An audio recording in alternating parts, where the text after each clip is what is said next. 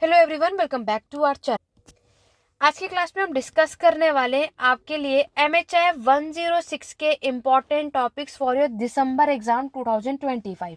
तो यहाँ पर आप जितने भी aspirants IGNOU MAST first year पे हैं और यहाँ पर दिसंबर में एग्जाम देने वाले हैं, तो अभी तक कुछ नहीं पढ़ा तो क्या पढ़ना है वो मैं आज की क्लास में बताने वाली हूँ। तो बिना वीडियो को स्किप करें एंड तक बने रहिएगा। बाकी और अदर 5 सब्जेक्ट के ऑलरेडी मैंने चैनल पर अपलोड कर दिया इंपॉर्टेंट टॉपिक्स। अगर आपने नहीं देखा प्लेलिस्ट में जाकर चेकआउट कर सकते हो।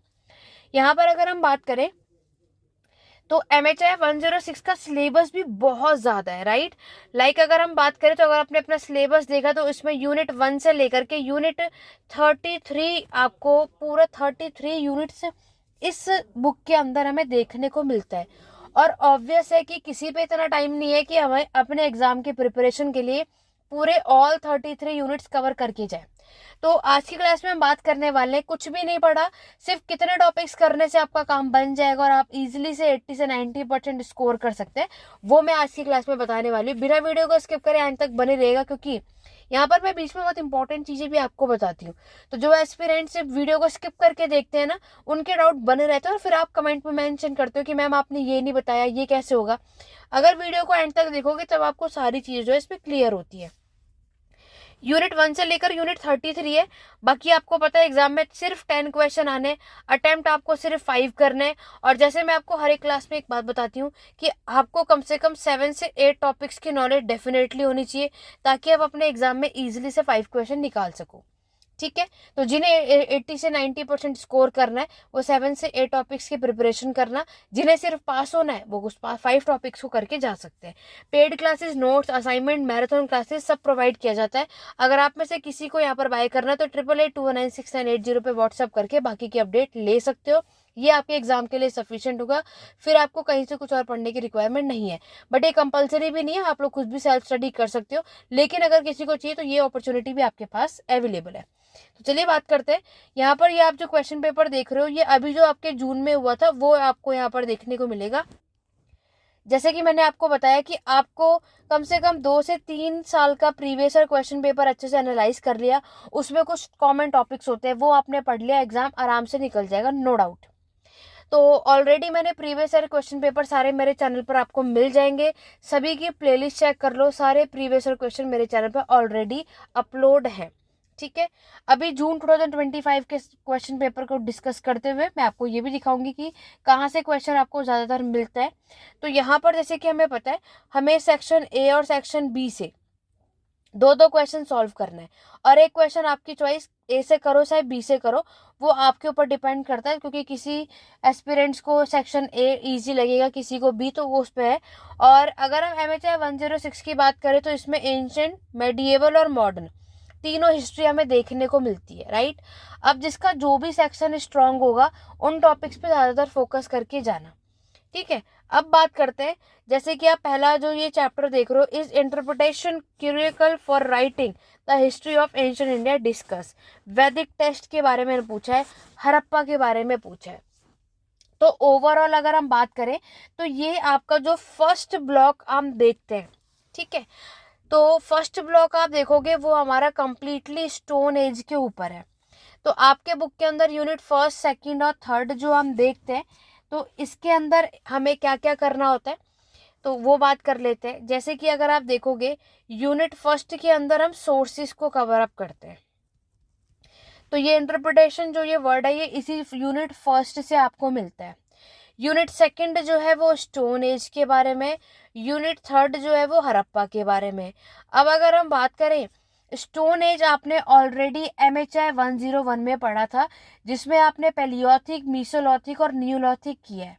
ठीक है, तो ऑब्वियस है कि वहां पर आपने पढ़ा, तो यहाँ पर भी सेम चीज है, आप उसको इजीली से अटेम्प्ट कर पाओगे। क्वेश्चन नंबर जो जो थर्ड है और हड़प्पा का सोशल स्ट्रक्चर देख रहे हो, तो हड़प्पा तो एक ऐसा टॉपिक है जो हम हर सेक्शन में पढ़ते हुए आ रहे हैं, है ना। MHI 101 में भी, 4 में भी, और आपके 6 में भी, और आपके 5 में भी। तो 4 सब्जेक्ट में हड़प्पन का टॉपिक है, तो हम ऑलरेडी एक सब्जेक्ट के लिए पढ़ लिया, बाकी में तो दोबारा पढ़ने की रिक्वायरमेंट होगी नहीं। ठीक है, स्टोन एज के बारे में मैंने आपको बताया, जो हम ऑलरेडी 101 में कर चुके हैं। तो Palaeolithic, Mesolithic, Neolithic stone age से आ जाता है। जैसे इस बार इन्होंने सोर्सेज से पूछा है, तो अभी जो आपको मेन काम करना है वो सोर्सेज के चैप्टर पे करना है, ठीक है, क्योंकि सोर्सेज का चैप्टर बाकी किसी और सब्जेक्ट में आपको नहीं मिलेगा। और अगर आप में से किसी ने नहीं पढ़ा है, नहीं देखा, तो कुछ नहीं करना, एंशिएंट हिस्ट्री की प्लेलिस्ट में चले जाओ, वहां पर आपको सोर्सेज का चैप्टर, स्टोन एज का चैप्टर, हड़प्पा का जो चैप्टर है, वैदिक पीरियड है, ये सारे chapter, evenly Buddhism, Jainism, iron age, ये सारे चैप्टर आपको मिल जाएंगे। एंशिएंट हिस्ट्री की प्लेलिस्ट में जाकर चेकआउट करोगे तो आपको समझ में आ जाएगा कि अगर ये टॉपिक से क्वेश्चन एग्जाम में पूछ लिया जाएगा तो आपको क्या क्या मेंशन करना है। जो पेड बैचेस के मेंबर नहीं है, जिन्होंने क्लासेस ज्वाइन नहीं किया है, नोट्स भी नहीं है, तो यूट्यूब पर भी है आपके सारे topic already upload. Ancient history की प्लेलिस्ट में जाओ, वहां पर ये सारे टॉपिक्स आपको मिल जाएंगे, ठीक है। तो ये सब मैंने अपलोड कर रखा है, जिसमें आपको इजी हो जाएगा कि हमें कब कहाँ क्या लिखना है। जैसे देखो, क्वेश्चन नंबर 2 है आपका, वैदिक पीरियड से क्वेश्चन है, ठीक है, और उसके बाद आपके हड़प्पा का सोशल स्ट्रक्चर पूछा है। इंडियन की फ्यूडलिज्म, यहाँ पर भी डिबेट है, जो कि मैंने आपको ऑलरेडी बताया कि इंडियन फ्यूडलिज्म टॉपिक आपका MHI 105 और MHI 106 दोनों में, एक बार पढ़ लिया दोनों में काम आएगा। तो अभी आपने देखा कि यहाँ पर आपको क्या करना है, ज्यादा मेहनत नहीं करनी। एक तो हमें सोर्सेस का चैप्टर पढ़ना है, ठीक है। अब इसमें हड़प्पा का टॉपिक पहले से ही पढ़ चुके हो, स्टोन एज का टॉपिक पहले भी पढ़ा हुआ है, इंडियन फ्यूडलिज्म का टॉपिक पहले भी पढ़ा हुआ है, दोबारा हमें से नहीं पढ़ना, क्योंकि हम अदर सब्जेक्ट में इसको ऑलरेडी कवर कर चुके हैं। तो अभी हमें क्या करना है, सिर्फ सोर्सेस का चैप्टर पढ़ना है, यही इतनी सी बात ही हमें क्लियर हुई। फिर आ जाओ बुद्धिज्म और जैनिज्म वाले चैप्टर पे, ये दोनों धर्म आपको कवर अप करना है, डेफिनेटली यहाँ से क्वेश्चन आता है, तो आप बुद्धिज्म जैनिज्म आपको कवर अप करना है। एंशिएंट हिस्ट्री की प्लेलिस्ट में मिल जाएगा बहुत अच्छे तरीके से, बुद्धिज्म और जैनिज्म, बौद्ध धर्म और जैन धर्म मैंने आपको एक्सप्लेन किया है कि इसमें रिलीजन में इसकी शुरुआत किसने करी और इनकी टीचिंग और सारी चीजें क्या क्या थी, ठीक है। तो क्वेश्चन नंबर 5 में जाति के बारे में, प्रोलिफरेशन के बारे में पूछा है। नहीं तो आपको ये बुद्धिज्म जैनिज्म यहाँ से भी आता है, ऐसा नहीं है जून 2025 में नहीं आया तो आपके में आने के चांसेस नहीं है, बिल्कुल आ सकता है। तो ये चीजें आपको नहीं करनी, ठीक है। अगर आपकी कोशिश है तो इतना तो आपको याद रखना है कि स्टार्टिंग का जो फर्स्ट और सेकंड ब्लॉक अच्छे से कर लोगे तो ये होगा कि आप आराम से 40 से 50 मार्क्स कवर अप कर सकते हो, ठीक है। उसके बाद जो हमारा ब्लॉक 4 है वो भी हमारे एग्जाम के लिए, ये जो दोनों क्वेश्चन देख रहे हो ना, क्वेश्चन नंबर 4 और क्वेश्चन नंबर 5, ये आपके ब्लॉक 4 में है, ठीक है। इंडियन फ्यूडलिज्म का जो चैप्टर देख रहे हो, ये आपका जो है यूनिट, अगर हम बात करें, ये तो यूनिट 14 से हम देखते हैं, ठीक है। और अगर इंडियन फ्यूडलिज्म की बात अगर हम देखते हैं तो ये आपके बुक के अंदर, क्योंकि इंडियन फ्यूडलिज्म भी इंपॉर्टेंट चैप्टर है, यहाँ से भी क्वेश्चन हमें मिल जाता है, यूनिट 13। तो ये वाला जो ब्लॉक है, कौन सा, ब्लॉक 4 इम्पॉर्टेंट है, क्योंकि यहाँ से जो हमारा यूनिट 12 और यूनिट 15 ये भी क्वेश्चन आता है। यूनिट 15 में रिलीजन का, टेम्पल का क्वेश्चन आता है, इस बार जून में नहीं आया, दिसंबर में आ सकता है, तो ये जरूर पढ़ो। यूनिट 12 जो है ये ट्रांजिशन के ऊपर है कि आप जब हमारा एंशिएंट से अर्ली मेडिवल की तरफ हम बढ़ते तो उसमें हमारी सोसाइटी में क्या बदलाव आते हैं वो। तो सजेस्ट करूंगी कि आपका जो यूनिट 12, 13, 14, 15 है इसको अच्छे से करो। प्लोरिफिकेशन इस बार आ गया तो आपके में तो आने के चांसेस कम है, ठीक है। तो अब की बार ब्लॉक 4 पे ज्यादातर अगर फोकस करना है तो यूनिट 12 और यूनिट 15 ज्यादातर पढ़ के जाओ। इंडियन फ्यूडलिज्म तो आपने पहले ही पढ़ लिया है 105 में, और जिसे इंडियन फ्यूडलिज्म समझ में नहीं आया है तो जब उन्होंने 105 में उसकी प्रिपरेशन नहीं तो 6 में भी क्या ही करेंगे, क्योंकि दोनों में सेम ही टॉपिक है। और जिन्होंने पढ़ लिया तो यहाँ पर ऑलरेडी आपका सेट है, तो यहाँ पर आपको क्या काम करना है, यूनिट 12 और 15 पढ़ना है, ठीक है, जिससे आप अपने एग्जाम को निकाल सकते हो। अब सेक्शन बी की तरफ बढ़ो, जहां से हमारे को ज्यादातर क्वेश्चन देखने को मिल जाते हैं। लास्ट के ब्लॉक पर काम करना है इसके लिए। ओके तो बुद्धिज्म इन्होंने आपसे पूछा था, बट सेक्शन बी के सेक्शन में इन्होंने आपको दे दिया है कि बुद्धिज्म हमारे पेनिनसुलर इंडिया में स्प्रेड हुआ है, जो कि आपके बुक के अंदर यूनिट 7 है। तो बुद्धिज्म बौद्ध धर्म का विस्तार पेनिनसुलर इंडिया में किसने और कौन कौन से रूलर शासकों ने करवाया है, और उसके लिए वह आपका विहार चैत्य है ना, जो कॉन्ट्रीब्यूशन जो डोनेशन यहाँ पर आप देखोगे वो सारे क्या काम किए वो हमें इसमें बताना होता है, समझ रहे हो। फिर ये कास्ट वाला जो लास्ट वाला जो हमारा ब्लॉक है, ब्लॉक 8 यूनिट 28 से यूनिट 33 जो लास्ट ब्लॉक है, ये आपके काम आएगा। कॉलोनिज्म का क्या इम्पैक्ट है नॉर्थ ईस्ट को लेकर, ये हमारा यूनिट 33 है जो इन्होंने आपके एग्जाम में यहाँ से क्वेश्चन पूछा है। ठीक है, अब इसमें क्या है कि लास्ट के चैप्टर में एक चीज़ है कि ज़रूरी नहीं है कि हर वक्त सेम चीज़ें ही आए। जो ये यूनिट 6 है, ये प्रेजेंटाइजेशन पे हम यहाँ पर देखते हैं। अब जैसे आपका जो ये ब्लॉक 5 है, इस ब्लॉक 5 में 3 यूनिट्स है, 16, 17 और 18। और इस ब्लॉक में से एक क्वेश्चन जरूर आएगा 20 मार्क्स का। जैसे प्रेजेंटाइजेशन आप ट्राइबल सोसाइटी का देख रहे हो, इन्होंने आपसे इसी ब्लॉक से पूछा है। ठीक है, तो या तो ये आएगा या तो आपके एग्जाम में बलूदार्स पूछ लिया जाता है। ठीक है, इसी ब्लॉक की मैं आपकी बात कर रही हूँ। या तो पंचायत का क्या रोल है वो आपको बताना होता है। तो ये ब्लॉक 5 जरूर करना, 20 मार्क्स का क्वेश्चन, एक ही क्वेश्चन आता है। ब्लॉक 5 का जो है ये हमारा मेन फोकस विलेज पर है, तो विलेज के बारे में इस ब्लॉक में डिस्कस कर रखा, और एक क्वेश्चन हमें इन तीनों चैप्टर में से कोई एक आपको मिल जाता है। तो यहाँ से 20 मार्क्स आप ब्लॉक 5 कर लेना अगर आपको यहाँ, क्योंकि सब पढ़ने से अच्छा कुछ कुछ तो हमें ढूंढ के रखना ही है ना कि हमें क्या करना और क्या नहीं।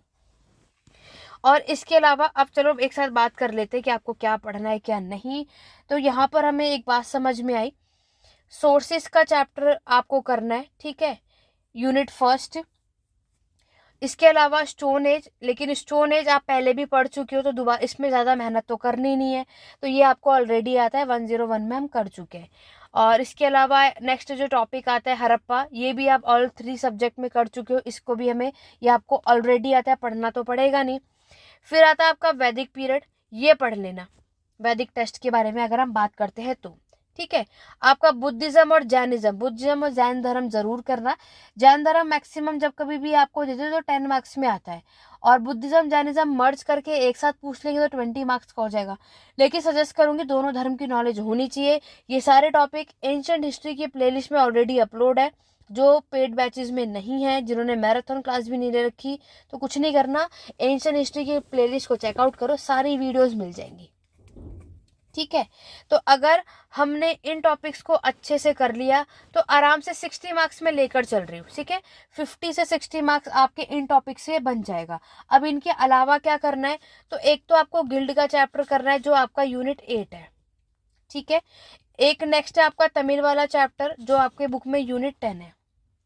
उसके बाद मैंने आपको जो ब्लॉक 4 बताया, तो यूनिट 12 और यूनिट 15 पे ज़्यादा फोकस करना, जो हमारा रिलीजन के ऊपर है, और आपका ट्रांजिशन के ऊपर जो मैंने आपको बताया।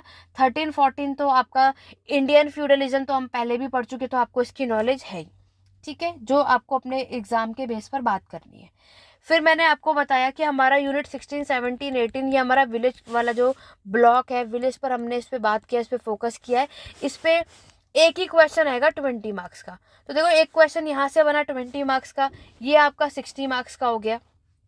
ठीक है, इनमें से आपको मिल जाएगा 80 तो आपका यही हो गया। और ये चैप्टर अगर आपने अच्छे से कर लिए 100 मार्क्स निकाल लेंगे। लेकिन इतने से काम तो बनेगा नहीं, कुछ और टॉपिक्स देखो। एक तो आपका सोशल रिलीजियस मूवमेंट, इस बार नहीं दिया, आपके में आ सकता है, ये आपको करना है। और एक सजेस्ट करूंगी लास्ट ब्लॉक यूनिट 28 से 23, ये आप सब पे डिपेंड करता है। जो भी टॉपिक आपको समझ में आ रहा है वो कर लो, बाकी स्किप कर देना। मतलब यूनिट 28 है कॉलोनियल की फॉरेस्ट पॉलिसी। ठीक है, तो ब्रिटिशर्स ने जो फॉरेस्ट पॉलिसी लगाई थी ये आपको बताना है। दूसरा है वुमेन का क्या रोल है। उसके बाद सोशल डिस्क्रिमिनेशन, सोसाइटी में जो भेदभाव होते हैं, ये सारे टॉपिक सिर्फ रीड आउट करने की ज़रूरत है आपको, क्योंकि आप में से कोई ऐसा नहीं होगा मास्टर्स कर रहे हैं और वुमेन के बारे में ना लिख सके, ऐसा हो ही नहीं सकता। सोसाइटी में किस तरीके का भेदभाव, डिस्क्रिमिनेशन देखने को मिलता है, ये आपको ना समझ में ये भी नहीं हो सकता है ना। यूनिट 33 इस बार आ चुका है, तो आपके में आने के चांसेस कम है, बट एक रीड आउट कर सकते हो कि नॉर्थ ईस्ट इंडिया में हमें किस तरीके की सिचुएशन देखने को मिलती है। तो एक तो यूनिट 12 अर्ली मेडिएवल का ट्रांजिशन, और दूसरा है यूनिट 23 मॉडर्न हिस्ट्री की तरफ जो ट्रांजिशन होता है 18th सेंचुरी का, ये भी आप पढ़ सकते हो। बस इतनी चीज़ें कर लेना, आराम से 80% आप निकाल लोगे। और जिन्हें सिर्फ पास होना है तो इनमें से कुछ ही टॉपिक कर लेना, तो भी आपका काम बन जाएगा। क्योंकि यहाँ पर हर एक स्टूडेंट अलग अलग होता है, सबके पॉइंट ऑफ व्यू से मुझे यहाँ पे बताना होता है। बाकी देखो कुछ टॉपिक पे जो आपको इजी है तो वो सिर्फ पढ़कर चले जाओ, लिख तो आप सभी खुद भी लोगे, है ना। मेरे चैनल पे बने रहो, चैनल सब्सक्राइब करके रखो, वीडियो को लाइक शेयर कर लो हर एक स्टडी ग्रुप में। और यहाँ पर मैं आपको ये बताऊंगी अब आगे से, क्योंकि अब हमने सारे क्लासेस जो हैं वो डिस्कस कर लिया है। अब हम बात करेंगे आपके किसके बारे में, आपको अपने एग्जाम में किस तरीके से लिखना है, किन बातों का ध्यान रखना है।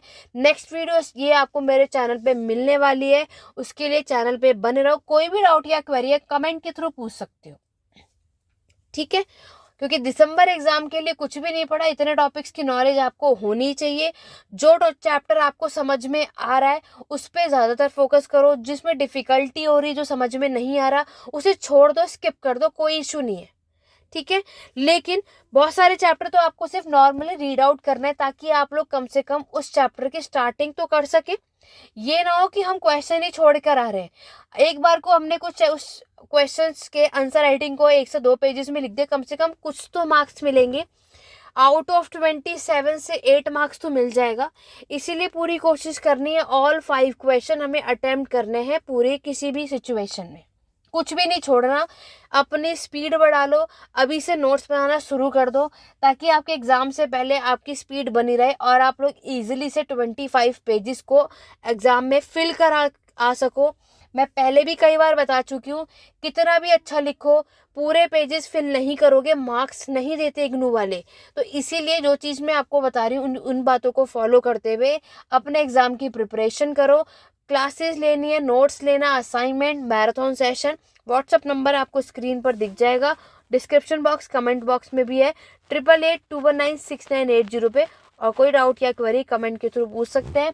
आपके ऑल 6 सब्जेक्ट के जो इम्पोर्टेंट टॉपिक्स थे वो मैंने आपको यहाँ पर बता दिया, ठीक है। और आगे भी फर्स्ट ईयर के बाद सेकेंड ईयर में भी आप आएंगे, तो वो सब के अपडेट के लिए साथ में बने रहो। ये चैनल डेफिनेटली मास्टर हिस्ट्री अच्छे परसेंटेज से आप निकालोगे, इस बात की श्योरिटी है। आज की क्लास को एंड करेंगे, नेक्स्ट वीडियो में मिलेंगे। Thank you for watching.